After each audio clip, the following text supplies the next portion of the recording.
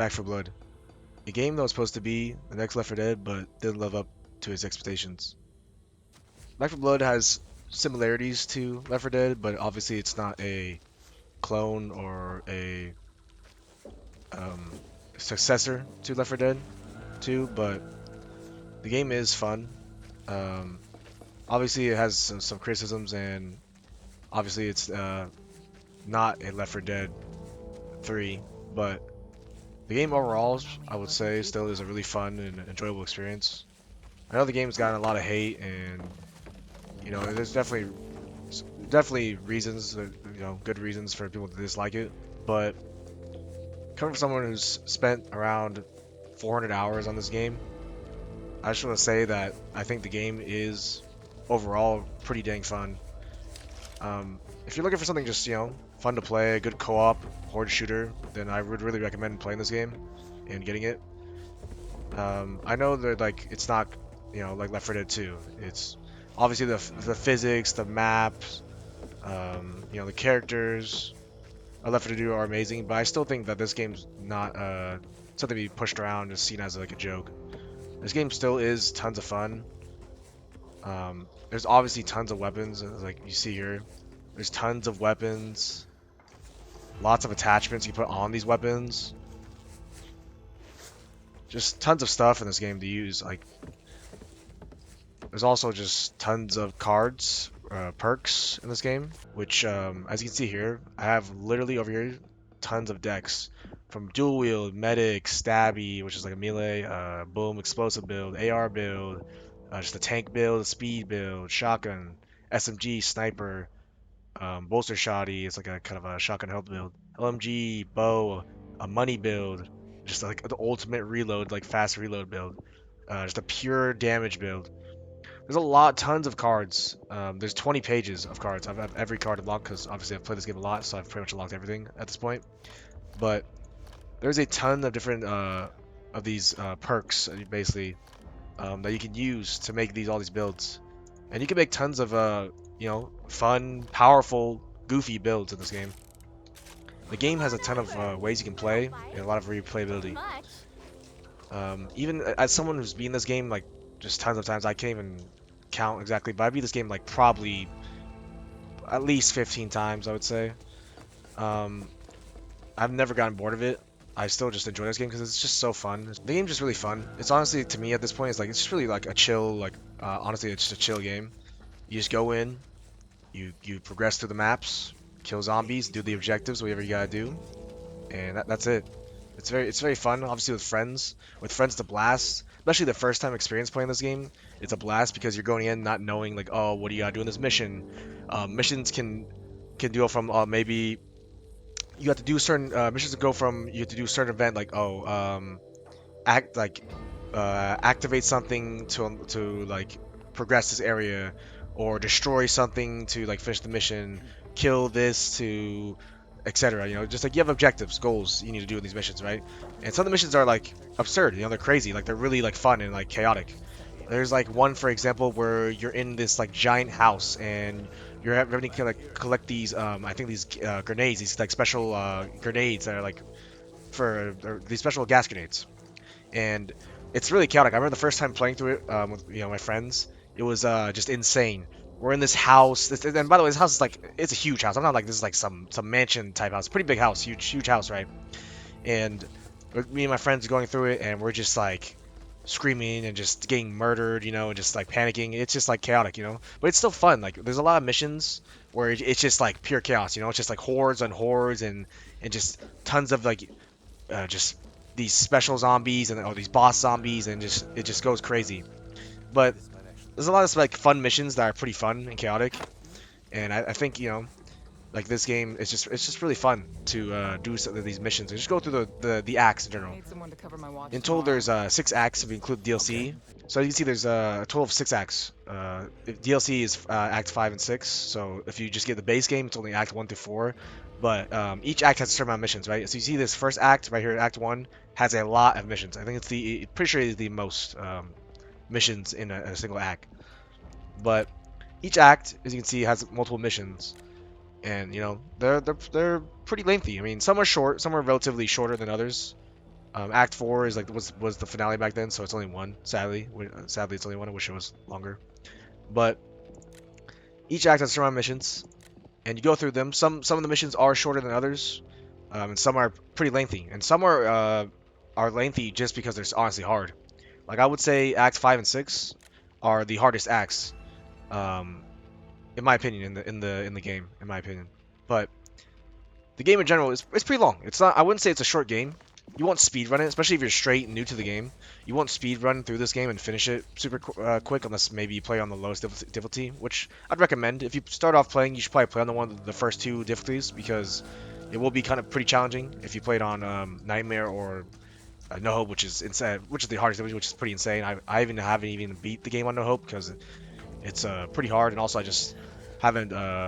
I feel like No Hope's a mode where you honestly need to play with a full group, and I haven't played with the full group in such a long time, if I'm being honest. But um, the game's like I said is really fun. It's just long lasting. Just tons of just weapons, tons of perks and ways you can play. It makes these builds to play the acts. I'd recommend getting the DLCs. Just the two acts adding on, they're fun. The two new acts 5 and 6 are pretty fun and hard, challenging for sure. And also the addition of the hives, which is these hives, which is like a mechanic where it's like you go in a mission when you're doing one of these missions, the acts, right? You go through the missions, you go through like the map, right? And there's an occasion you'll come across a hive. You go inside them, right? And you're in this like basically the parasite worm like zombie hive. It's like a hive, right? And you go through these and you basically you go just to go through and just loot and escape, right? And these hives have some of the like craziest loot ever. Like there's obviously like so right here you can see there's attachments here, right? These all attachments have like for example you'll see like the ACOG, right? ACOG gives increased weak spot damage. Reflex gives movement speed. You have the stocks, right? There's certain different stocks. These stocks give swap, move, ADS or move. There's a suppressor, the long barrel which is range, compensator for recoil. But anyways, there will be attachments in these hives, right? And there are special specific hive like attachments, and these attachments are insane. Like for example, in some runs I'll be playing, right? And usually when I play this game, like last time I was playing with my friend, well, I played on Nightmare, right? And on Nightmare, usually these acts, every time we see a hive, right, it's an instant go in, right? Because the hives are just, it's nice. They're usually pretty easy to do. Usually, sometimes they can be really challenging, but the reason that you should go in them always, right, is like they have amazing loot, and you can make some absurd just builds, right? Like just I'll get like a purple rarity gun, which is the highest rarity name, right? It goes from white, green, blue to purple, right? Purple is the best rarity, and there's legendary above, but generally speaking, I would say purple's better than legendary, just because with purple rarity weapons, you can run your own specific attachments compared to the legendaries, which are you're stuck with just how they are. With what I would do right in these runs that I would go on is we would loot a bunch of these hives, right, and I would get a purple rarity weapon with all these special legendary hive attached, like these hive attachments, and I would have like a gun that just insane with the most insane damage and just like mag. Like there's a mag I remember in the hive. It's a legendary extended mag that had I think 200% increase in mag size. So you have just like an absurd amount in a clip, which is just insane. So you can just spray forever. It's really fun. There's other ones obviously right that increase damage. There was scopes that would stun the enemies if you shoot them, or just ones that increase like damage to weak spots, which is just insane. You would just shred. Just a lot of attachments, a lot of weapons, like I said in the game. This game really is fun. I think it's honestly like just disliked too much to extent. I honestly think this game's so fun just to play, like a fun experience with your friends to play. I know that like obviously it didn't live up to what a lot of people like thought it was gonna be. For like a lot of people thought, like even I, like when I heard about it, I was like, oh, like Left 4, like the next Left 4 Dead. And I was like, oh wow, maybe it's gonna be like a new like a Left 4 Dead 3 basically. But obviously it's not. It didn't live up to what people thought it was, and obviously it's disappointing. It was disappointing for a lot of people, even me included to an extent. But honestly, I still enjoy this game a lot, especially when the game now, the current experience is that it is now, especially now with the current version of the game how it is. I think it's like a lot better because when it first came out, like the card system was completely different. You got reworked where if you would go on these missions and do these missions, right, you would only start with a certain amount of cards. Nowadays, you start with the whole deck. In a deck, there is 15 cards. So for example, in my medic build right here, I have 15 cards. And as soon as I start my first mission, I have all these buffs here. So like you can see these buffs, like healing efficiency, anything that I apply to my teammates gives me 50% effect to me. Just all these buffs, right?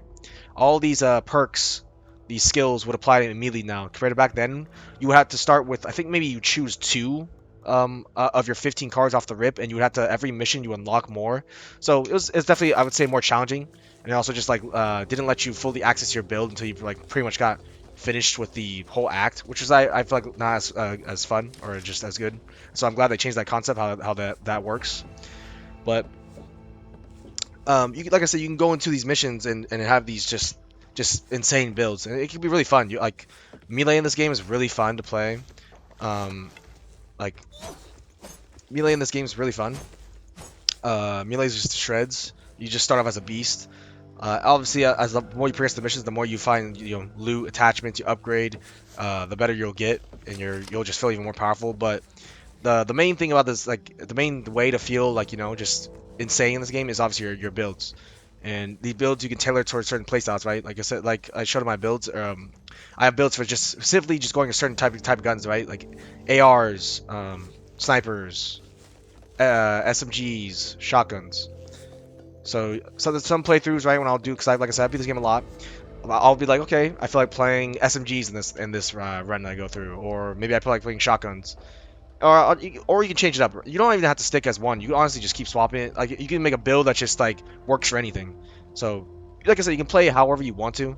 There's no exact way you can play. Like the whole perk system and the card system makes it where you can just make any type of like build you want, and you can make a lot of fun builds and a lot of powerful builds. Right here is an example of the Ridden, the different special types of zombies. This is not even all of them.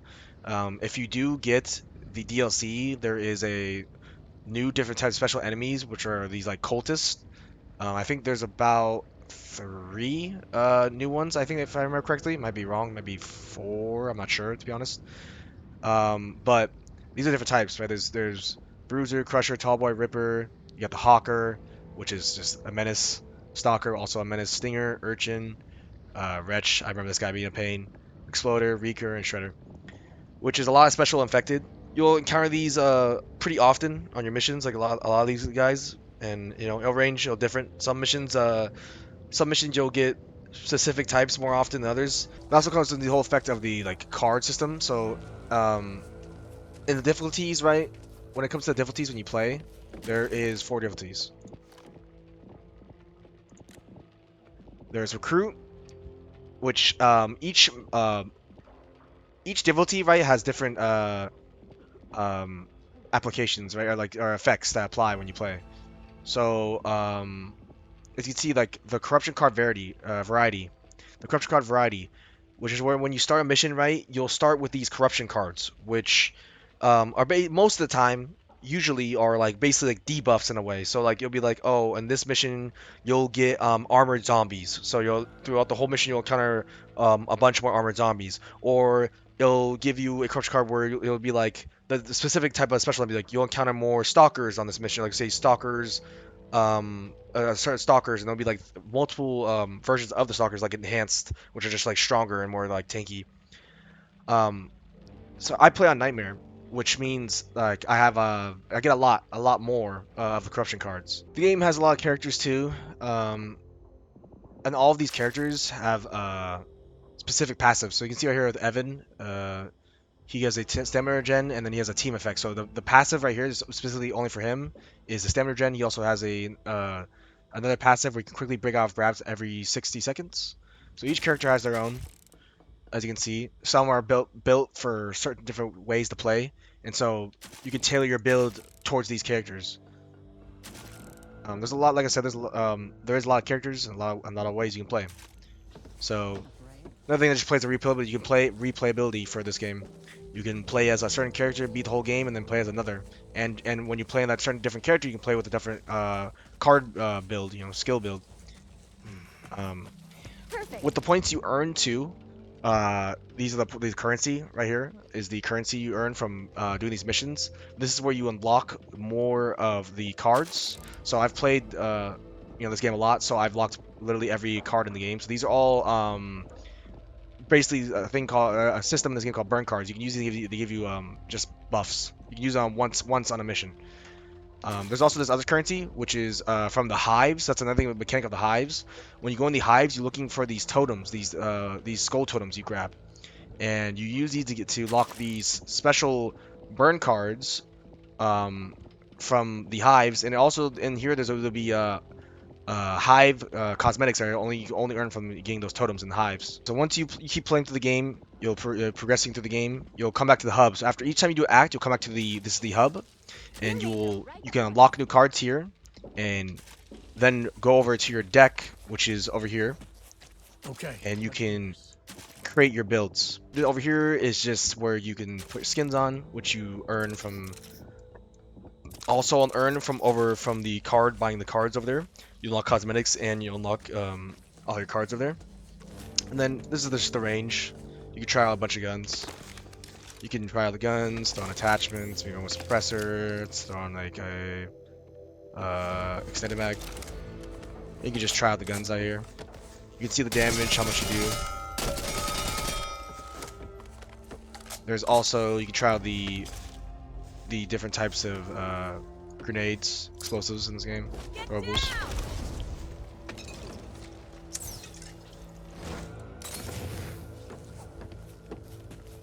And obviously these this table here is kind of also I don't think this will be here if you don't have the DLC. At least I think. I might be wrong. I actually might be wrong, but there's the flamethrower, which is really fun to use. You only get this though on specific corruption cards, or only will get this if there's a corruption card that gives you this. So sadly you won't get this all the time, but when you do, it's really fun to play with. There's the minigun, which there'll be a lot of missions where you'll set this down and you get to use it, and this thing shreds.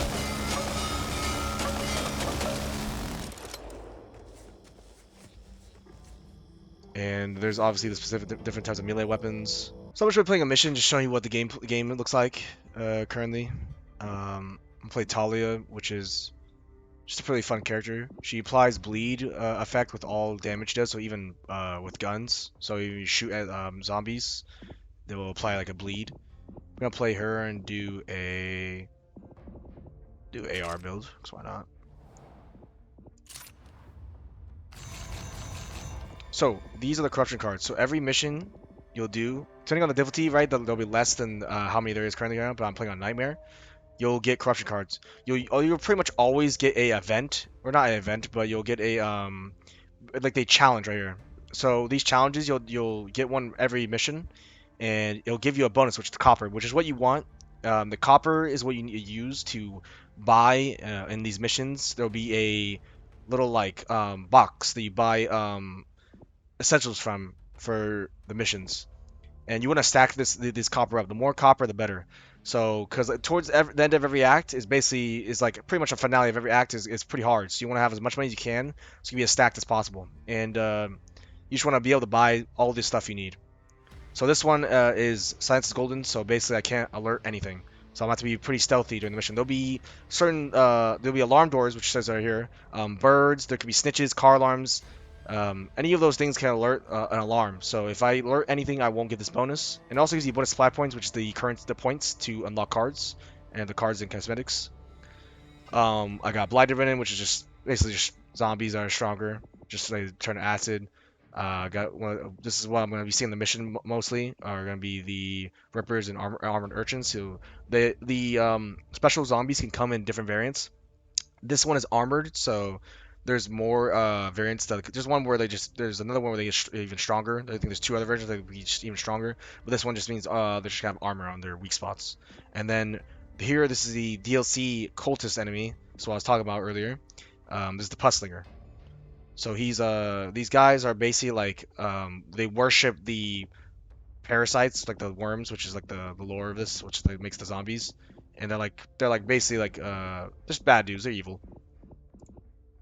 So other thing here too is eventually you unlock burn cards. I have tons of these, right? So I can use one of these per mission. You can use one and you lose it forever, but you can get a lot of stuff. Like I even have 7 legendary weapons here. I can give myself off the rip if I wanted to a legendary weapon, which is pretty nice. But for now, I'm just gonna keep it simple and just get myself in AR because that's what my build is tailored towards. So I got myself a green M16. So every mission you'll start in a safe room, right? Just like Left 4 Dead. Start a safe room. I'm playing with bots because, you know, gotta know when to play with sadly. But every time you spawn a mission, right, you start a safe room, and there'll be this right here, the shop. That's what it's called, the shop. So you go in the shop here, and you'll see you can buy a lot of stuff. So these team upgrades are really important, especially the two to the left, far left, which are always the special, like, really unique team upgrades. The goal you want to do when you play this, right, is try to max these out. So copper currency is what you need to buy these, right? Obviously, we just started, so I'm not gonna be rich enough to buy this.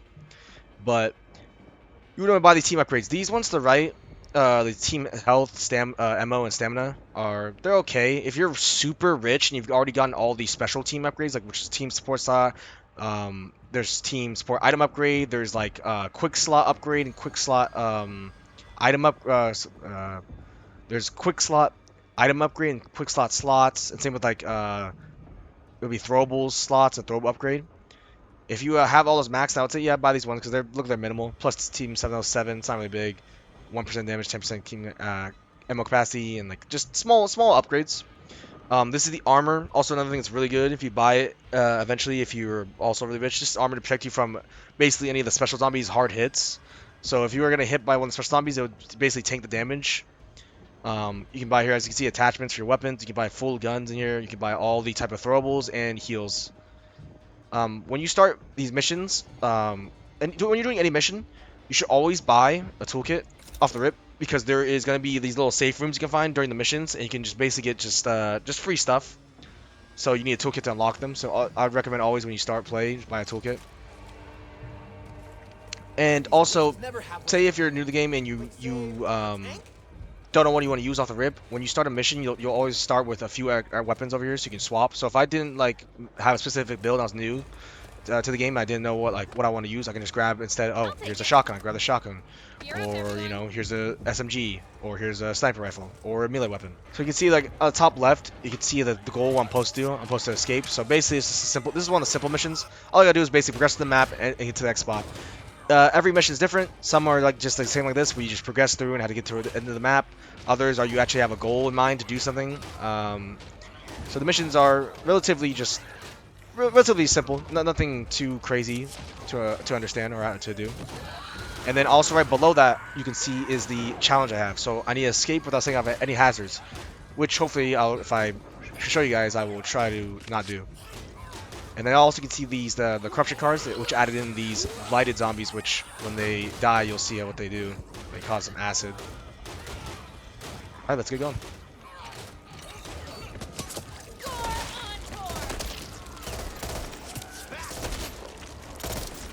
I'm also playing on like high graphics. This is not the game on the max settings, but this is what it looks like on relatively high graphic settings. So take that as you want, how you think. So in the map missions, right, you'll find copper, which is what you want to grab. The AI will grab it, obviously, if you're playing with AI, if you're playing solo. Well, you'll be looking through the missions. There'll be copper. So another thing, for example, the missions like kind of like the spots where we unlock, like this spot right here could be open. I've been inside it. It's just like the missions kind of randomized. So like certain areas, certain rooms might be locked or blocked off. I can feel it. Which, I mean, you can see that might be kind of like stupid. I can honestly, I feel like it kind of is kind of annoying that it is blocked off, but every time you do a mission, it won't be exactly played out the same, not always. So when you're also doing the missions, right, you'll find like weapons. Or here's a hatchet. Like if I wanted to grab a hatchet, I could. This game has mechanics, right? You can shoot the door. So right there is an alarm door. I don't want to shoot that. And another thing about this game, like I'll give one criticism about this game that I definitely don't like, is the AI and like zombie AI sometimes are a little buggy. They sometimes kind of like CH kind of like, I don't know, she walks around kind of kind of goofy sometimes. They kind of just walk back and forth and stuff. It's more so with the AI humans, honestly, like your teammates, than the actual zombies, I would say. But so yeah, you'll find ammo around the map. You'll find attachments, heals, like right here I just found. Let's be basic. So top right also is a I had an event which is ongoing hordes. Oh yeah, so I'm probably not gonna be able to even do the challenge, which is okay. Another thing too, don't even stress about not completing your challenges. Like I used to like early on stress really bad and not like failing a challenge.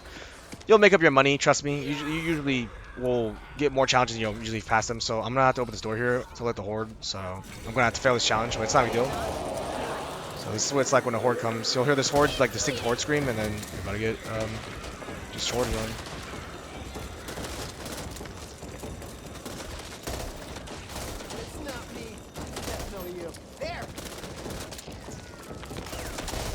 This right here is a warp chest, right? So in the hives I was talking about earlier, there'll be warp chests, and these is where I have the special attachments and just special loot.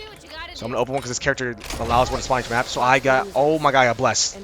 I got, so this is a RPG, so it's a special throw explosive. And I got, wow, I got even lucky and I got the scope. I got the legendary scope, so look at that. 4 times magnification, first shot against any rim stumbles it, which is insane. I also got the special special Molotov. So I can just throw this because why not? I'm gonna hold it anyways. But I got really lucky and got this special. Really got the legendary quality on these attachments, which is really crazy.